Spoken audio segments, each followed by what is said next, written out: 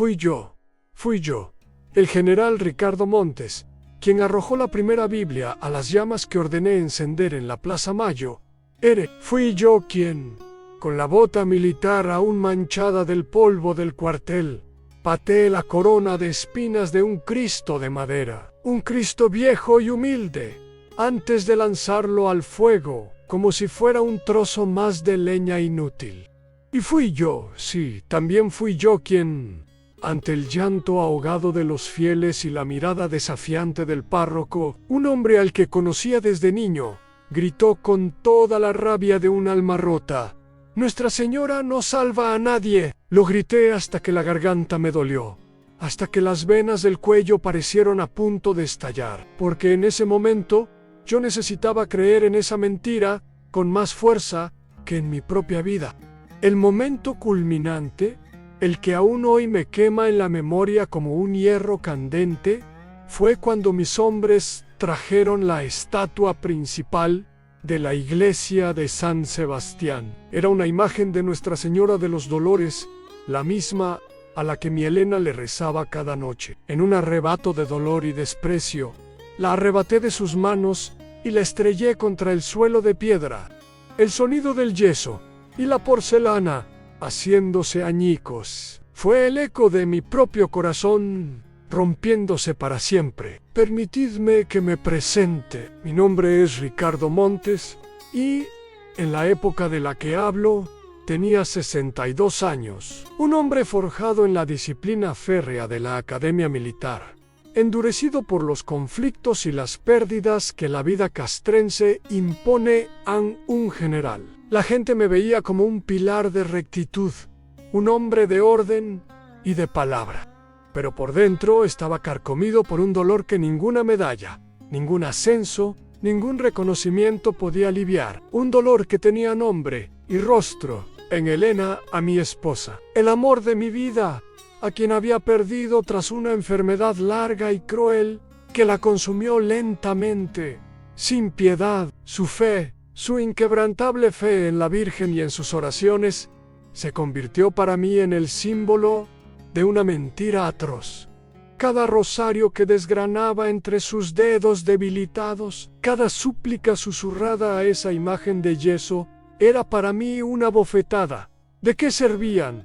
¿Dónde estaba esa protección que le prometía? Culpé a su Dios de su sufrimiento, culpé a esa Virgen de su abandono, y juré, con la solemnidad de un juramento de guerra, erradicar esa falsa esperanza de mi jurisdicción, de mi pueblo, de mi vida. Por eso, aquella tarde gris, ordené la gran quema en la plaza.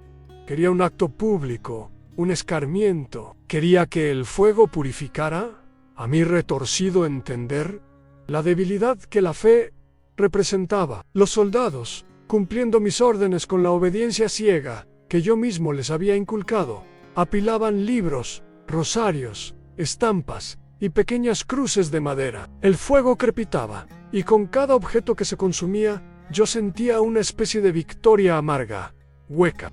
Mi hermana menor, Isabel, una mujer de fe serena, casi luminosa, que pertenece a los focolares, se acercó a mí. Sus ojos, llenos de lágrimas, me suplicaban: «Ricardo, por favor, detente. Esto no te devolverá a Elena.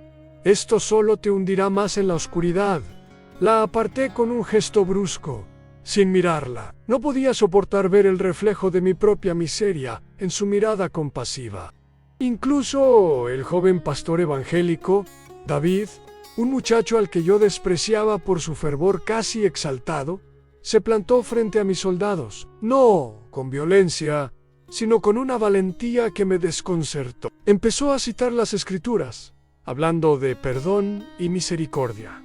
Lo mandé callar con un grito. Mi furia era un torbellino que lo devoraba todo.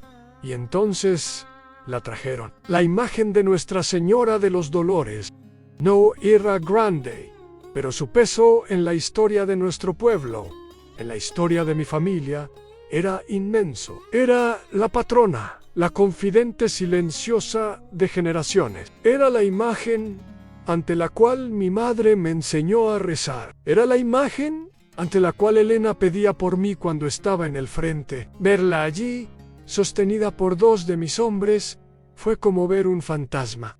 El rostro de la Virgen, con su expresión de serena tristeza, se mezcló en mi mente con el rostro de mi esposa en sus últimos días, y estallé. Todo el dolor, toda la impotencia, toda la rabia que había guardado se concentraron en ese instante.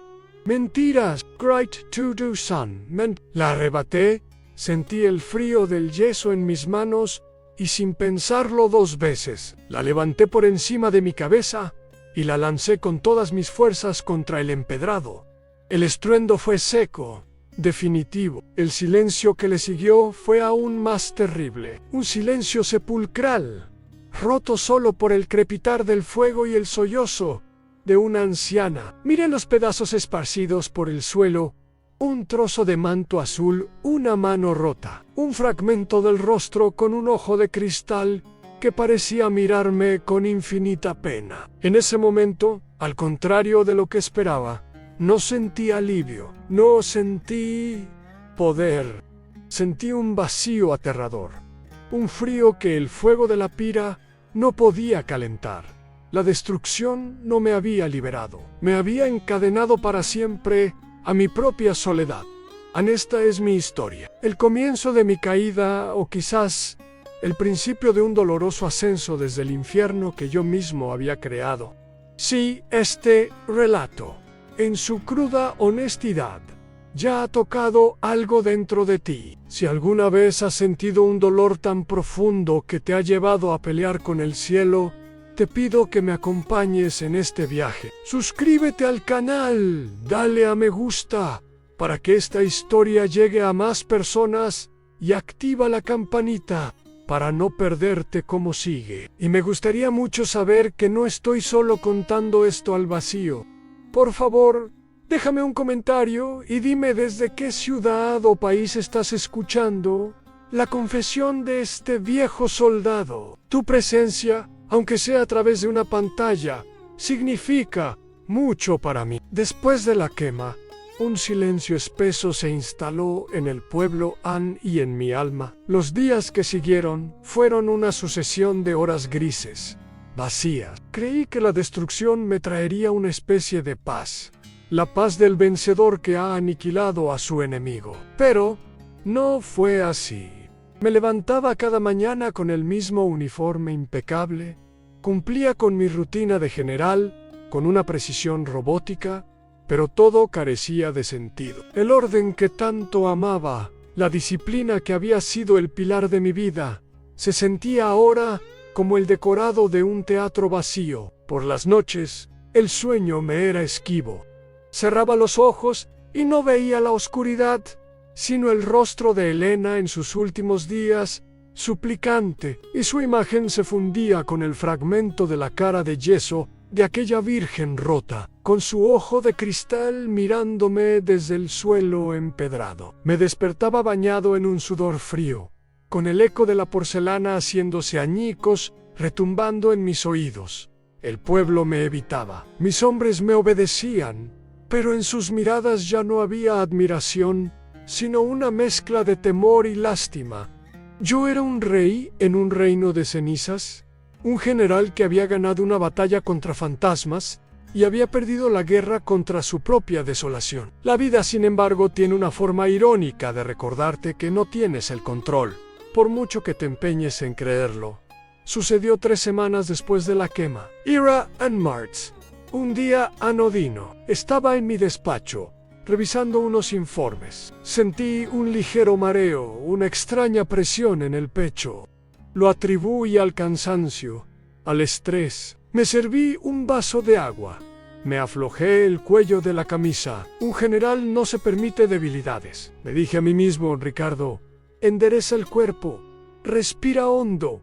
Esto no es nada. Pero el nada se convirtió en una garra de hielo que me atenazó el brazo izquierdo. Un dolor agudo, brutal, que me subió por el cuello hasta la mandíbula. El bolígrafo se me cayó de los dedos, trazando un garabato negro sobre el papel.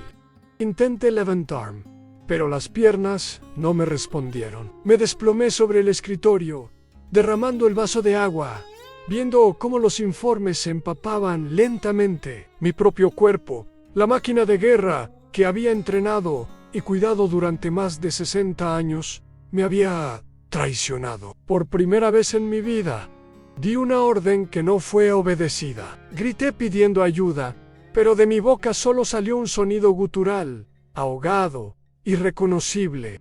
El gran general Ricardo Montes, el hombre que hacía temblar a sus subordinados con una sola palabra, no era más que un bulto indefenso en el suelo de su propio despacho. Desperté en un lugar que odiaba más que a cualquier campo de batalla en un hospital. El olor antiséptico, el pitido rítmico de una máquina a mi lado, la luz blanca y fría del techo. Estaba conectado a tubos y cables. Intenté moverme y un dolor sordo me recordó mi nueva condición.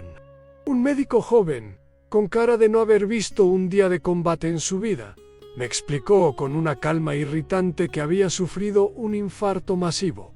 «Ha tenido suerte, general», me dijo. «¿Suerte?» Yo no veía suerte en ninguna parte. Veía humillación, veía debilidad, veía el final de todo lo que yo era. Mis hombres no podían entrar a verme, solo el personal autorizado. Mi autoridad se había desvanecido en la puerta de aquella habitación. Era un prisionero, no de un enemigo de carne y hueso, sino de mi propio corazón roto. Mi hermana Isabel vino, por supuesto, se sentó a mi lado, en silencio, y me tomó la mano. Su tacto era cálido, pero yo lo sentí como una brasa. Se la aparté con la poca fuerza que tenía. «Vit», la susur, «no quiero tu lástima. Ella no save you», se quedó Ali, rezando en voz baja, y su piedad me resultaba más insoportable que el dolor físico.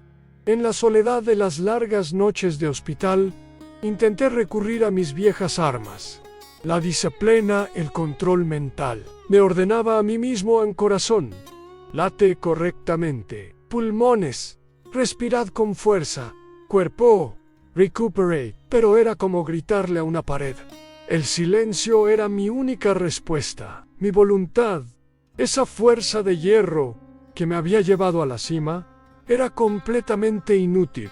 Mis convicciones, mi fe en el hombre, en la fuerza, en el orden, se desmoronaron como castillos de arena ante la marea. Y entonces, por primera vez, desde que era un niño, asustado por las tormentas, sentí miedo, un miedo visceral, helado, miedo a morir así, solo, en una cama anónima, reducido a un gráfico en un monitor, miedo a la nada que vendría después. Recordé a Elena, su mano aferrada al rosario en sus últimos momentos. Yo me había burlado de esa debilidad. Why?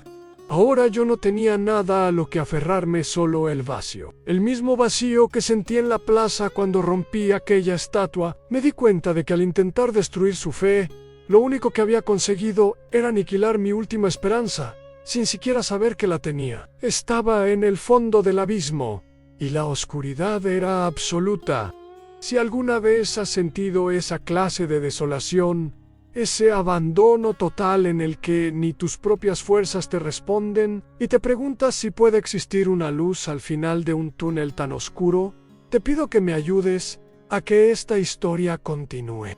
Apoya este testimonio con un me gusta y activa las notificaciones, porque lo que sucedió en esa habitación de hospital en mi momento de mayor desesperanza fue algo que ni mi lógica de soldado ni mi orgullo de general podrían haber imaginado jamás. Fue en la tercera noche, o quizás la cuarta. Perdí la cuenta de los amaneceres y los atardeceres filtrándose por la ventana de aquella habitación estéril.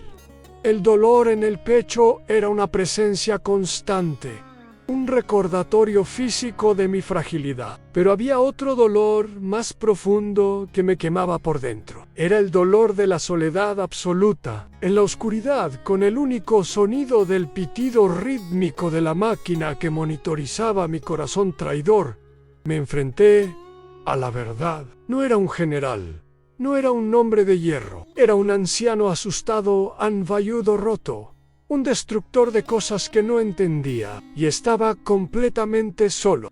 Recordé mis propias palabras en la plaza: Nuestra Señora no salva a nadie. Y en la quietud de esa noche, en el silencio de ese hospital, me di cuenta de que esas palabras eran una profecía que yo mismo había cumplido sobre mi propia vida.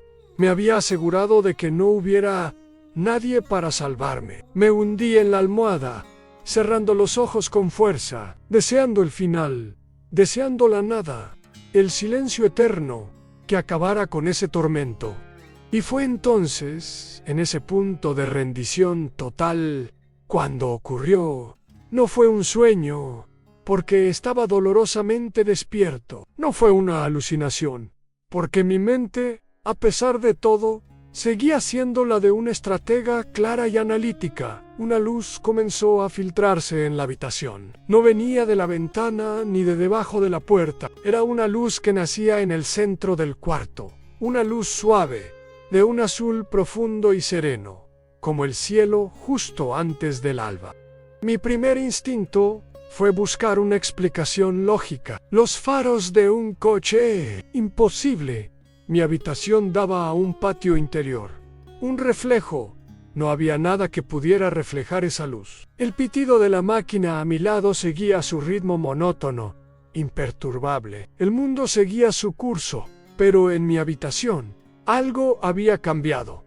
La luz no era cegadora, sino acogedora. Y con ella llegó una sensación de paz que no había sentido en años, quizás nunca. El aire se volvió denso, pero no opresivo. Era como si el silencio mismo tuviera peso y presencia. En el corazón de esa luz azulada, una imagen comenzó a formarse. No con la nitidez de una fotografía, sino como un recuerdo que emerge de la niebla. Era un rostro de mujer, inclinado ligeramente, con una expresión de una tristeza tan profunda, tan infinita, que abarcaba todo el dolor del mundo. Y en esa tristeza reconocí la mía. Reconocí el dolor de Elena. Reconocí el llanto ahogado de la anciana en la plaza. Reconocí mi propia desesperación. Era ella.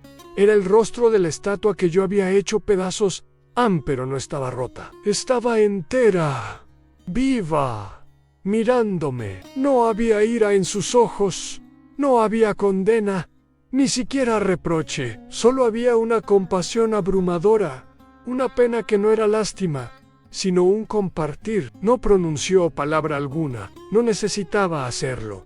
Su mirada lo decía todo. Decía: conozco tu dolor, lo siento contigo. Estás roto, y yo estoy aquí, en medio de tus ruinas. Y yo, el general Ricardo Montes, el hombre que no había llorado desde la muerte de su madre cuando era solo un niño, me rompí. Un sollozo brotó de lo más profundo de mi ser, un sonido animal, desgarrador. Las lágrimas corrían por mis sienes, calientes, amargas. No eran lágrimas de autocompasión, sino de vergüenza. Una vergüenza abrasadora. Vi mis manos, las mismas que ahora temblaban sobre la sábana del hospital, levantando esa imagen sagrada y estrellándola contra el suelo. Escuché el eco de mis blasfemias en la plaza. Vai mi orgullo, mi arrogancia, mi rabia ciega, y me sentí la criatura más miserable sobre la faz de la tierra. Quería pedir perdón, gritarlo, pero la voz no me salía. Solo podía llorar, encogido en la cama, como un niño perdido, y mientras lloraba, sentí algo que no esperaba.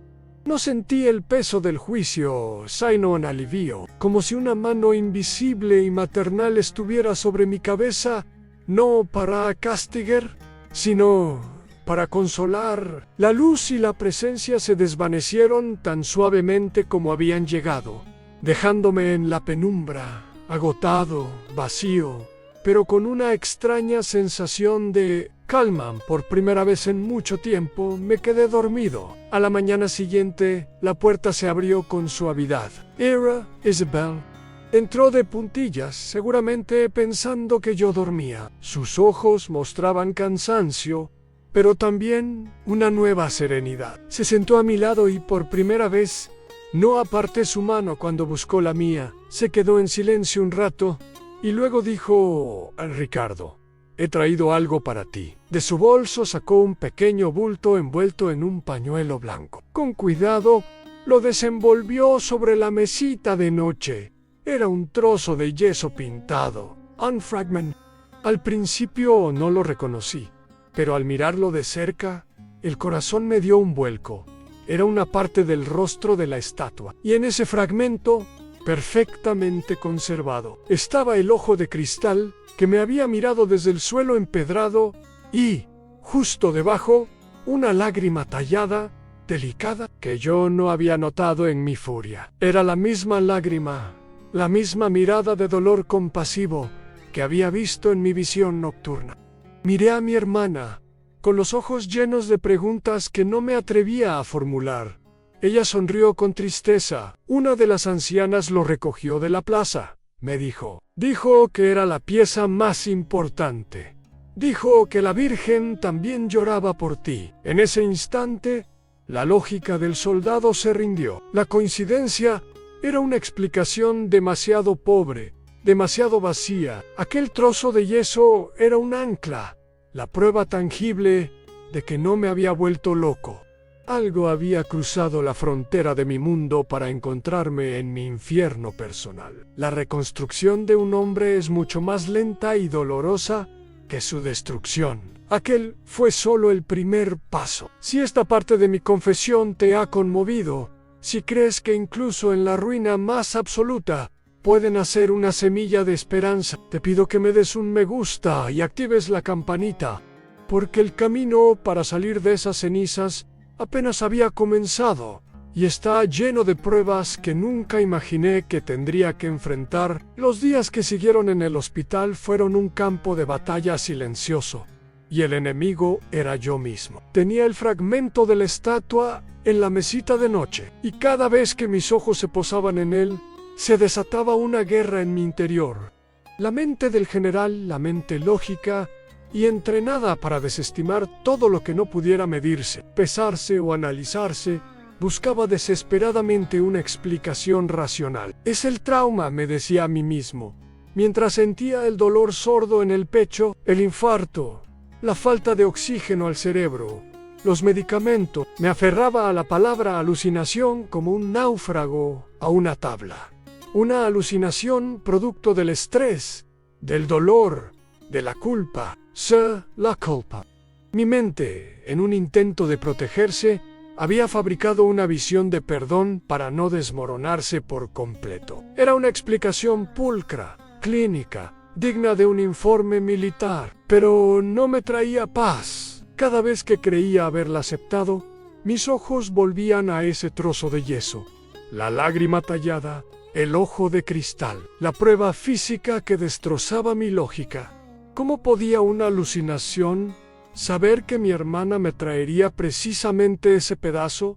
Coincidencia. La palabra sonaba hueca, ridícula. Había dirigido campañas basadas en probabilidades, y la probabilidad de que todo aquello fuera una simple casualidad era tan remota que la habría descartado de cualquier plan de batalla. La vergüenza era un veneno lento que me recorría las venas. Ya no era solo el recuerdo del estruendo de la estatua al romperse.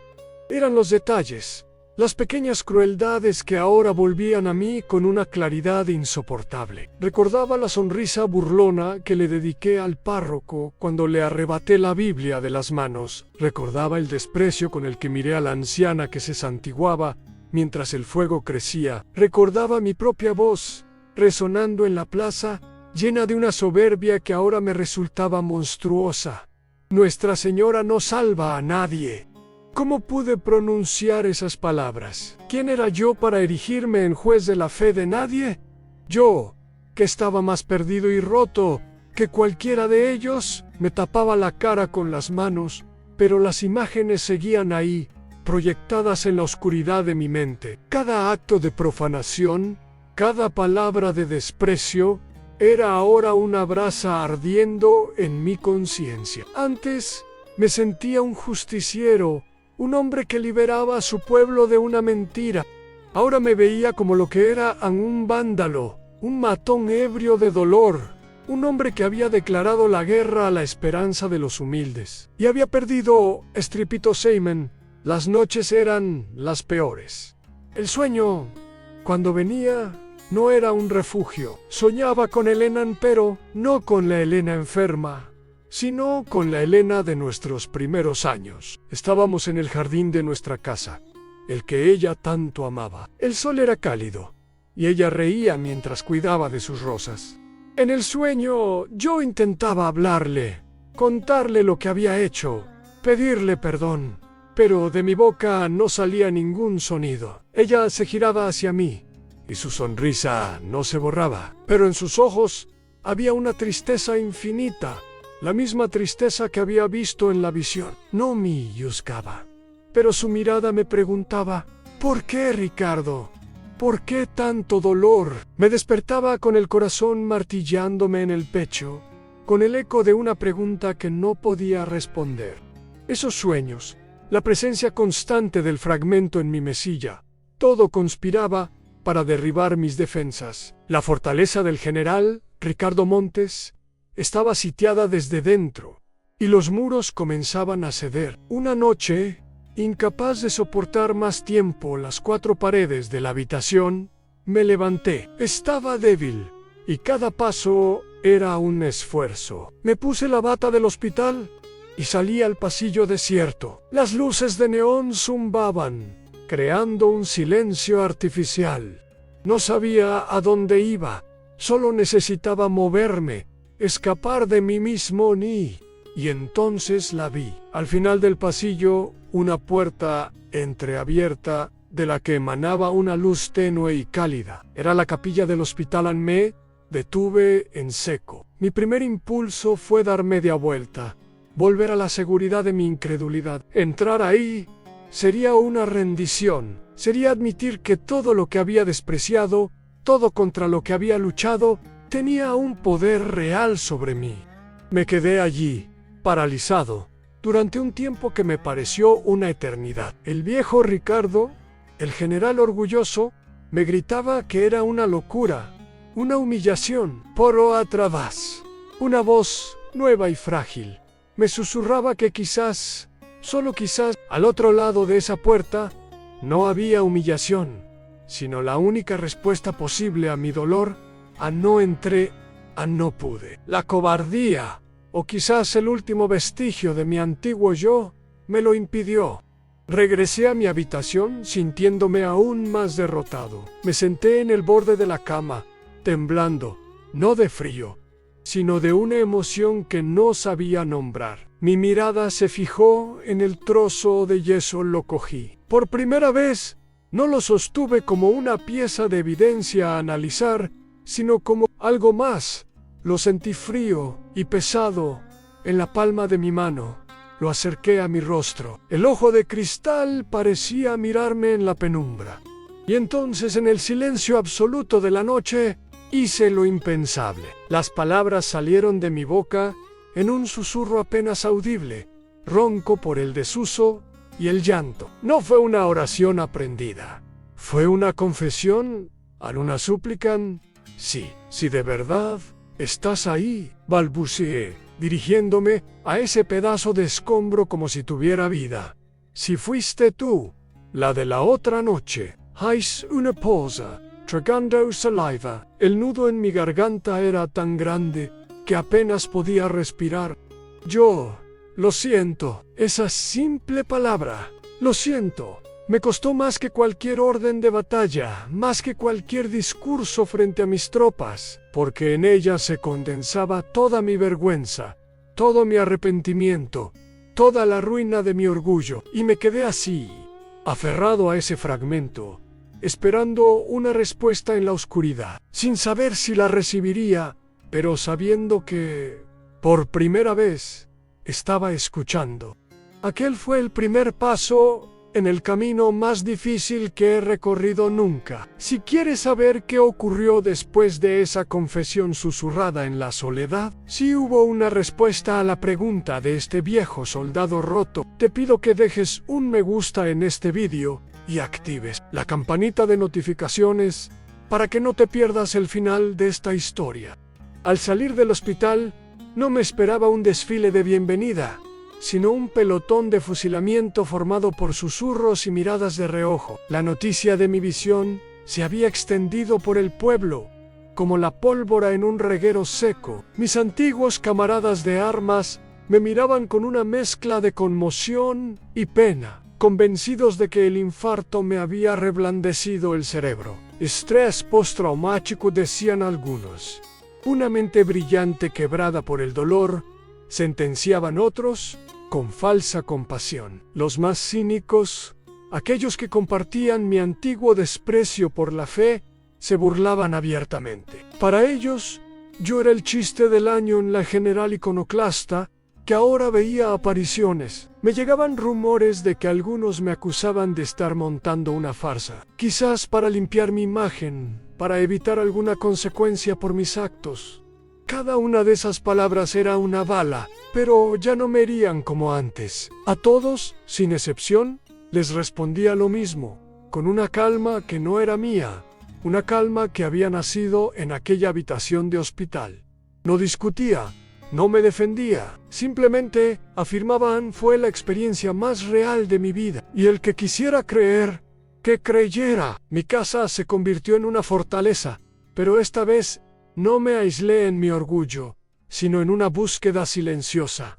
El fragmento de la estatua, con su ojo de cristal y su lágrima tallada, ocupaba ahora el lugar de honor en mi escritorio, donde antes solo había mapas de estrategia y reglamentos militares. Pasaba horas simplemente mirándolo, recordando la luz azul, la paz incomprensible, la mirada de infinita compasión. Fue Isabel, mi hermana, quien abrió la primera brecha en mis murallas. No vino con sermones ni con libros de teología. Simplemente me invitó a una de sus reuniones de los focolares. Fui con la reticencia de un soldado entrando en territorio enemigo. Eran personas sencillas, reunidas en el salón de una casa, compartiendo sus vidas, sus dificultades y sus pequeñas alegrías a la luz de su fe. Y allí, para mi sorpresa, también estaba David, el joven pastor evangélico al que yo había humillado en la plaza. No había rencor en su mirada, solo una bienvenida sincera. Escuché sus historias, sus cantos. Al principio, todo me parecía ajeno, extraño, pero poco a poco empecé a sentir algo que había olvidado. En comunidad, a nadie me juzgaba, nadie me pedía explicaciones. Simplemente me hicieron un sitio. Empecé a entender que la fe no era solo un conjunto de dogmas o rituales, sino un lazo invisible que unía a las personas en su fragilidad y en su esperanza. El punto de inflexión, el momento de mi capitulación final y mi verdadera victoria, llegó 3 meses después. El pueblo había decidido restaurar la iglesia de San Sebastián. Con donaciones y trabajo voluntario, habían limpiado las paredes ennegrecidas por el humo. Habían traído nuevos bancos y, con la ayuda de un artesano local, habían comenzado a reconstruir la imagen de Nuestra Señora de los Dolores. El párroco, el mismo hombre al que yo había desafiado, me invitó a la ceremonia de reapertura. Mi primer instinto fue negarme. ¿Cómo podía yo, el Destructor, presentarme en la celebración de la reconstrucción? ¿Sería la humillación definitiva? Pero entonces entendí que no se trataba de mí, de mi orgullo o mi vergüenza. Se trataba de cerrar el círculo. Fui a me senté en el último banco, con la cabeza gacha, sintiendo el peso de todas las miradas sobre mí. Y cuando la ceremonia estaba a punto de terminar, el párroco, con una generosidad que me desarmó, me invitó a decir unas palabras. El silencio fue absoluto cuando me puse en pie. Caminé hacia el altar con el paso lento de un anciano. ya no con la marcialidad de un general. Mis manos temblaban. Saqué de mi bolsillo el fragmento de yeso, envuelto en el pañuelo blanco que me dio Isabel. Lo sostuve en alto, para que todos lo vieran este trozo. Empecé con la voz rota. Este trozo es un pedazo de mi corazón, un corazón de piedra que yo mismo hice añicos en esta misma plaza. Miré a los rostros de la gente, a la anciana que sollozaba el día de la quema, al joven David, a mi hermana Isabel. Yo les arrebaté sus símbolos, yo quemé sus esperanzas, yo declaré, con la arrogancia de un necio, que el cielo estaba sordo y mudo, y lo hice porque mi propio corazón estaba lleno de cenizas, y quise que el mundo entero ardiera conmigo.